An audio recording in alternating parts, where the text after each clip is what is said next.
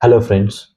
So there's been many people that have been coming up with the complaints of abdominal pain, and sometimes many patients ask on the call that doctor, this patient had something abdominal pain and give some medicine for the relief. But sometimes it makes an chaos in front of doctor because abdomen is considered to be a region and the pain abdominal pain it is just a symptom, it not a diagnosis first of all. And due to this we quite get confused regarding on what basis we can prescribe the medicine. So definitely sometime it might be severe, it might be mild. So in mild cases most of the time patient itself take some painkiller and they got relief. But in most of the cases if still patient is continue to using painkiller for 2 or 3 days, so it is kind of a then we have to consider it some hazardous because painkiller will definitely relieve your pain, but it will not treat the disease that is being forming inside your abdomen.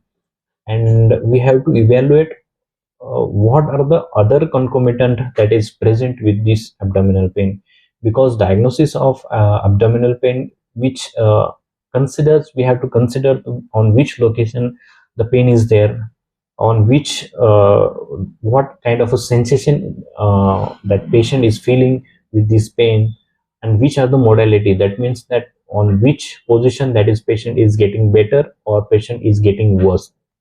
So along with that what other symptoms are there, so these all these data we have to required or come to the proper diagnosis.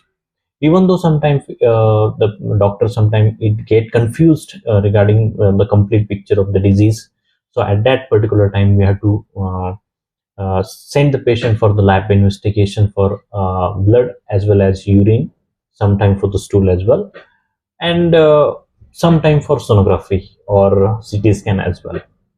So abdominal pain has sometimes some mild effects and sometimes severe effect.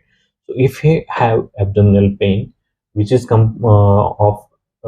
is even still persisting for 2 days, then you have to reach for any uh, healthcare consultant to get proper treatment for this kind of a pain. Because I have seen a lot of cases in the hospital when I was in the ICU, that many patient is coming in the very later stage of appendicitis, perforated appendicitis, when the appendix get perforated, and sometimes even patient is taking laxative as their regular habit, and sometimes they have get complaints of appendicitis, and this laxative is contraindicated in the kind of appendicitis cases. So you have to very cautious regarding all these symptoms, that this will help you to uh, uh, not suffer in the next few days. So I think this video is helpful. Thank you so much.